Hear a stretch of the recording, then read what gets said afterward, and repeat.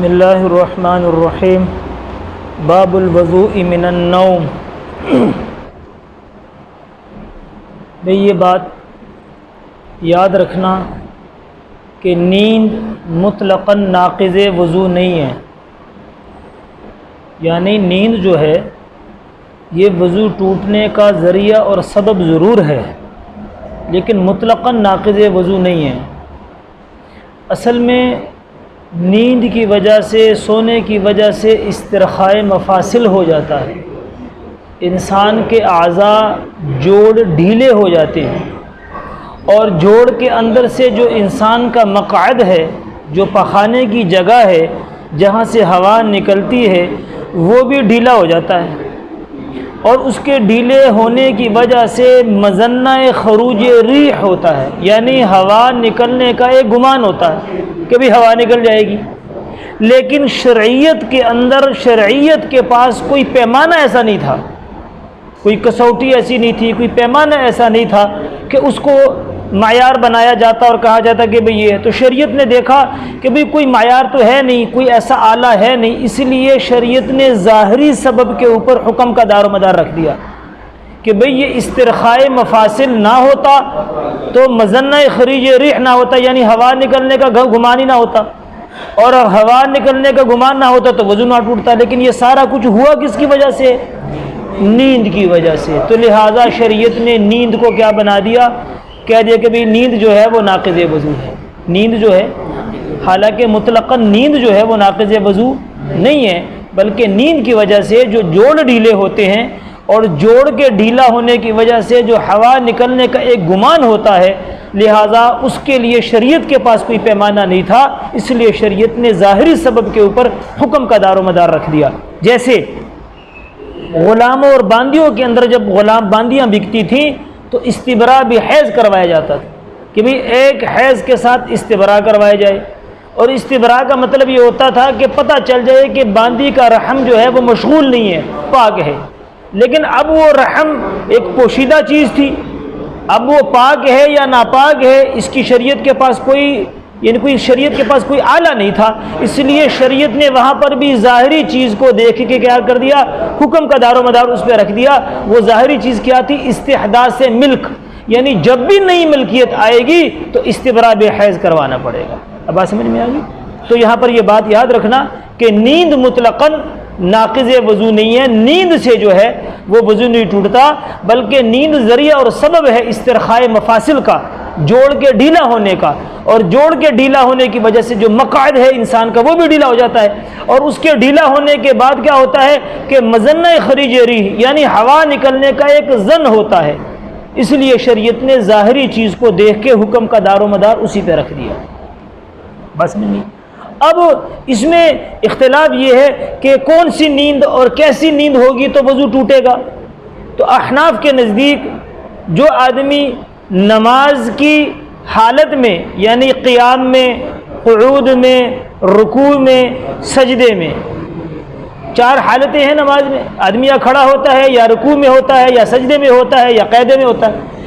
ان حالات میں چاہے نماز میں ہو چاہے نماز کے باہر ہو، چاہے نماز میں ہو چاہے نماز کے باہر ہو، اگر ان حالات میں کوئی آدمی سو جائے، یعنی کھڑے ہونے کی حالت میں سو گیا، رکوع کی حالت میں سو گیا، بیٹھا ہے اتحیات کی شکل میں بیٹھا ہے، یا چونکڑی مار کے بیٹھا ہے اور سویا ہوا ہے، سجدے میں مرد سو جائے، عورت نہیں، عورت سجدے میں سو گئی تو نماز وضو ٹوٹ جائے گا۔ کیوں کہ عورت سجدہ کرتی ہے ہاتھوں کو زمین پہ رکھ کے، مرد سجدہ کرتا ہے ہاتھوں کو زمین سے بھی اٹھاتا ہے اور اپنی بغلوں سے بھی نکال لیتا ہے۔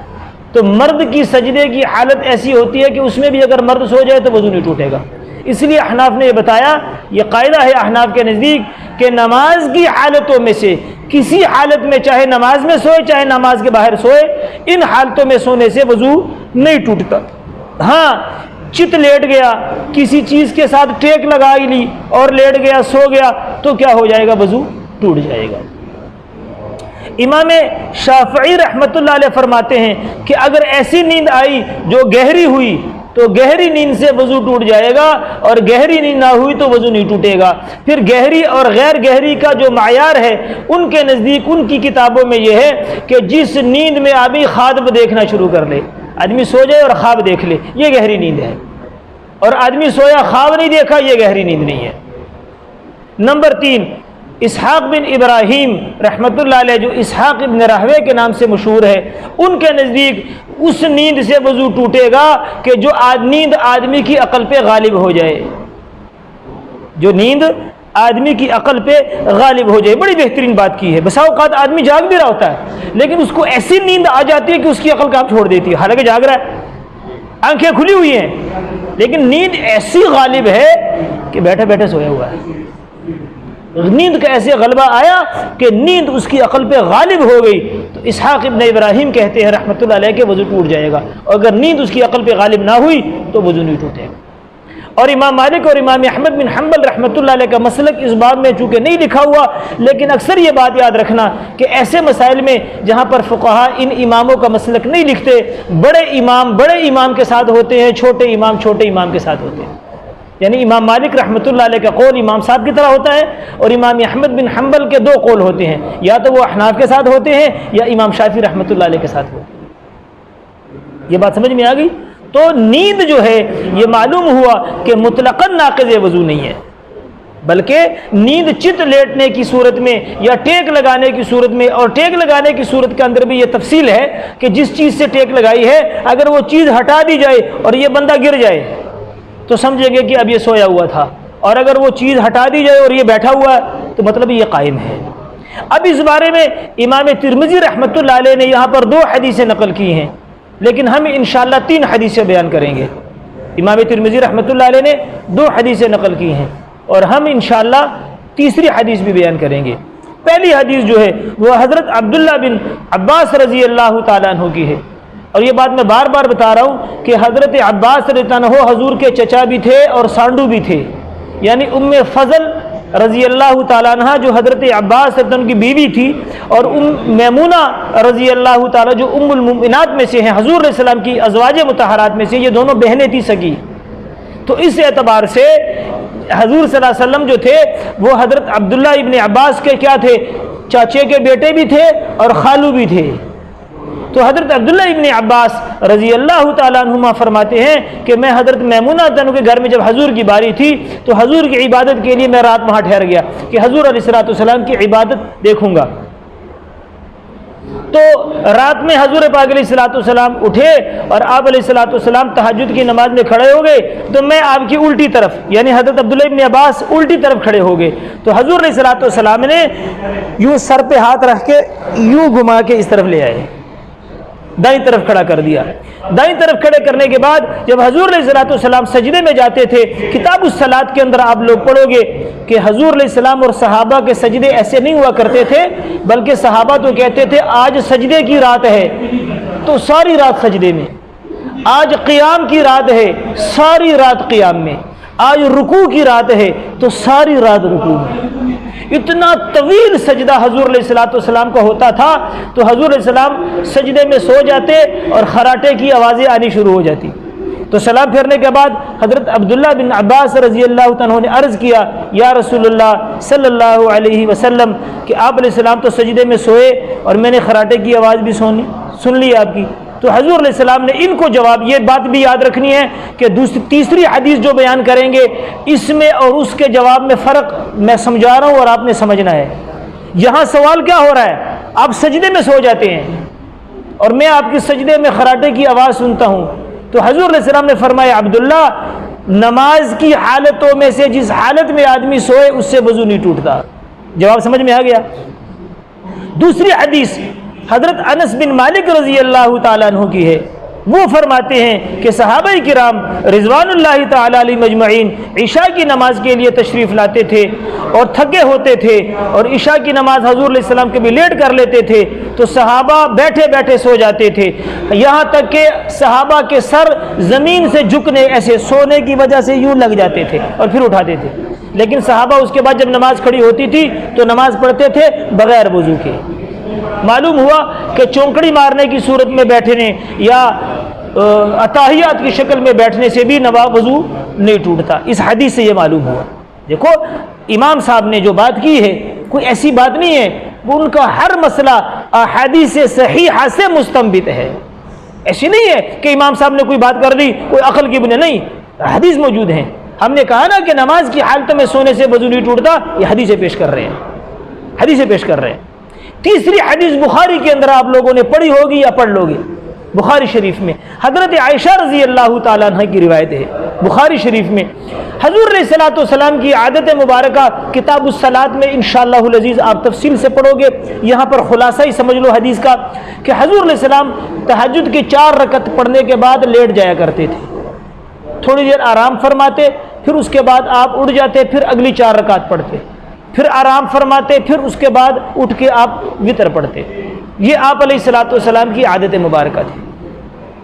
حضور علیہ الصلوۃ والسلام جب 4 رکعت پڑھنے کے بعد آپ علیہ الصلوۃ والسلام لیٹ گئے، پھر 4 رکعتیں پڑھی، پھر لیٹ گئے، پھر اس کے بعد آپ کی حتیٰ کہ خراٹوں کی آوازیں آنی شروع ہوئی جب آپ لیٹ جاتے. جب آپ نے وطر پڑھا تو حضرت عائشہ رضی اللہ تعالیٰ عنہ نے سوال کیا کہ یا رسول اللہ صلی اللہ علیہ وسلم، آپ تو درمیان میں سو جاتے ہیں، حتیٰ کہ آپ کے خراٹے کی آوازیں میں سنتی ہوں، اور پھر آپ وضو کیے بغیر جو ہے نماز پڑھ لیتے. تو حضور علیہ الصلوۃ والسلام نے فرمایا عائشہ میری آنکھ سوتی ہے، میرا دل نہیں سوتا. یہاں پر جواب دیکھیں بدل دیا، یعنی سائل نے جس طرح جواب دی سوال کیا جواب ویسے دے دیا. انہوں نے کہا کہ آپ سجدے میں سو جاتے ہیں، حضرت عبداللہ بن عباس رضی اللہ تعالیٰ عنہما نے. تو حضور نے فرمایا کہ نماز کی حالتوں میں سجدے میں سونے سے وضو. یہاں پر انہوں نے کہا کہ آپ تو درمیان میں سوتے ہیں، تو فرمایا عائشہ میری آنکھ سوتی ہے، میرا دل نہیں سوتا. میری آنکھ سوتی ہے، میرا دل نہیں سوتا. اب یہ 3 احادیث ہیں، ان 3 احادیثوں سے یہی بات، یہ 2 سے تو سمجھ میں آ گئی کہ نماز کی حالتوں میں سونے سے وضو نہیں ٹوٹتا. تیسری حدیث میں یہ نماز کی حالت نہیں ہے کیونکہ اس میں حضور لیٹ جایا کرتے تھے، لیکن لیٹنے کے بعد یہاں حضور علیہ الصلوۃ والسلام نے فرمایا کہ میری آنکھ سوتی ہے، میرا دل نہیں سوتا، یعنی میں بیدار سوتا ہوں. اور یہ بات یاد رکھنا کہ یہ قانون ہے، یہ ضابطہ ہے.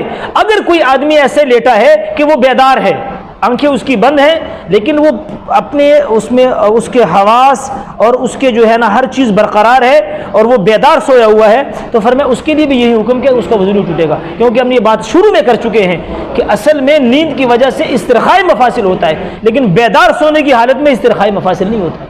آدمی کو پتہ ہوتا ہے، لوگوں کی باتیں سن رہا ہوتا ہے، آمد و رفت سننا ہوتا ہے، وہ سمجھ لے کہ جاگ رہا ہوتا ہے. اب یہاں سے ایک مسئلہ اور بھی سمجھ لیں کہ یہ مسئلہ آپ نے فقہ کی کتابوں میں پڑھا ہوگا، جا بجا لکھا ہے کہ انبیاء علیہ الصلوۃ والسلام کا دنیا کے اندر انبیاء علیہ الصلوۃ والسلام کا سونے سے ان کا وضو نہیں ٹوٹتا. یعنی نوم انبیاء ناقض وضو نہیں ہے، نوم انبیاء ناقض وضو نہیں ہے. یہ مسئلہ آپ نے فقہ کی کتابوں میں پڑھا ہے، شائع ضائع ہے کہ بھئی انبیاء علیہ الصلوۃ والسلام کے سونے سے ان کا وضو نہیں ٹوٹتا. لیکن یہ بات یاد رکھیں، یہ قاعدہ اکثریہ ہے، قاعدہ کلیہ نہیں ہے. یہ قاعدہ کلیہ نہیں ہے کہ مطلقاً یہ بات نہیں ہے کہ نبی انبیاء علیہ الصلوۃ والسلام کے سونے سے ان کا وضو نہیں ٹوٹتا. کیوں؟ پہلی بات تو یہ ہے کہ دیکھیں جس نیند سے وضو نہیں ٹوٹتا وہ بیداری کی نیند ہوتی ہے. جیسے میں نے عرض کیا کہ آدمی بیدار ہوتا ہے، اور اللہ جل شانہ نے نیند کو سکون کی چیز وجعلنا النوم سباتا، کہ ہم نے نیند کو سکون کی چیز بنایا ہے. اب اگر ہم یہ کہیں کہ بھئی انبیاء علیہ الصلوۃ والسلام بیدار سوتے تھے، تو نیند تو وہ سکون والی ہوتی ہے جس میں آدمی کے سارا کچھ حواس جو ہے وہ کام چھوڑ دیں اور آدمی بالکل سکون کے ساتھ سوئے. تو پھر یہ کہنا پڑے گا کہ انبیاء علیہ الصلوۃ والسلام کو یہ نیند میسر ہی نہیں تھی، حالانکہ یہ تو اللہ کے خزانوں میں سے آتی ہے، یہ بھی ایک نعمت ہے. نیند کیا ہے؟ تو نعمت ہے، نیند تو نعمت ہے. تو انبیاء علیہ الصلوۃ والسلام کو یہ حاصل نہیں تھی، یہ کہنا پڑے گا. لا محالہ طور پہ ہم یہی کہیں گے کہ بھئی یہ قاعدہ کلیہ نہیں ہے. انبیاء علیہ الصلوۃ والسلام کے بھی سونے سے ان کا وضو ٹوٹ جاتا ہے، کیونکہ انبیاء علیہ الصلوۃ والسلام کو یہ نیند جو سباتا ہے انبیاء کو اللہ وافر مقدار میں دیتے ہیں، نعمت ہے، اور نعمت کے سب سے زیادہ مستحق انبیاء علیہ الصلوۃ والسلام. دوسری بات یہ ہے کہ تاریخ احادیث کی کتابوں میں کسی حدیث کے اندر یہ بات نہیں ملتی کہ حضور علیہ الصلوۃ والسلام عشاء کی نماز کے بعد سوئے ہوں اور تہجد کے لیے اٹھے ہوں اور آپ نے وضو نہ کیا ہو. ایک مرتبہ بھی نہیں ہے. اگر ایک مرتبہ بھی یہ بات مل جاتی تو پھر ہم یہ کہتے کہ بھئی یہ قاعدہ ہے کہ انبیاء کے سونے سے ان کا وضو نہیں ٹوٹتا. لیکن حضور علیہ السلام کی پوری زندگی میں ایک واقعہ بھی ایسا نہیں ہے کہ حضور علیہ السلام عشاء کے بعد سوئے ہوں اور تہجد کے لیے آپ اٹھے ہوں اور آپ نے بغیر وضو کے نماز پڑھی.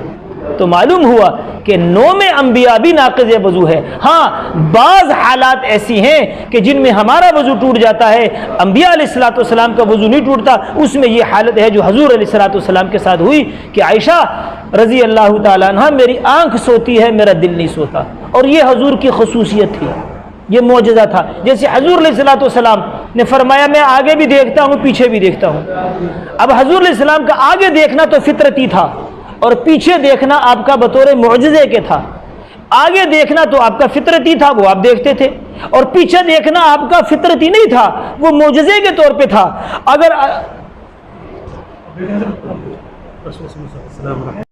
پیچھے دیکھنا آپ کا فطری نہیں تھا حضور علیہ السلام کا، وہ معجزے کے طور پہ تھا۔ اللہ دکھاتے تو دیکھتے، اللہ نہ دکھاتے، یعنی ہر وقت کی یہ بات نہیں تھی کہ حضور علیہ الصلوۃ والسلام ہر وقت پیچھے دیکھتے تھے۔ اللہ چاہتے تو دیکھ لیتے، اللہ نہ چاہتے تو نہ دیکھتے، لیکن آگے دیکھنا حضور علیہ السلام کا کیا تھا؟ فطری تھا۔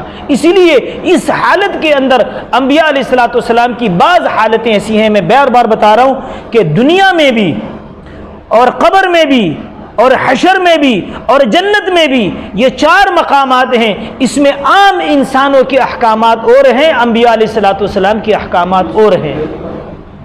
ہمارے احکامات، ہمارے متعلق جو احکامات ہیں وہ اور ہیں، اور انبیاء علیہ الصلوۃ والسلام کے متعلق جو احکامات ہیں وہ اور ہیں۔